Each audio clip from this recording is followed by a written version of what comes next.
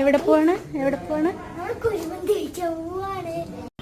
Guys? ഇപ്പോൾ നമ്മൾ എവിടെയാണ് പോകുന്നതെന്ന് വെച്ച് കഴിഞ്ഞാൽ അപ്പു പറഞ്ഞ പോലെ കുഴിമന്തി കഴിക്കാൻ പോവാണ്.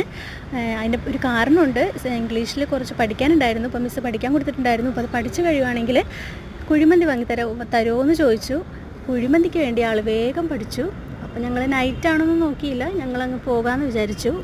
ഇപ്പം നമ്മൾ പോകുന്നത് ഞങ്ങളുടെ വീടിൻ്റെ തൊട്ടടുത്തുള്ള പെരിങ്ങാല എന്ന് പറയുന്ന സ്ഥലത്ത് ഒരു യമൻ മന്തിയിലേക്കാണ് നമ്മൾ പോകുന്നത്.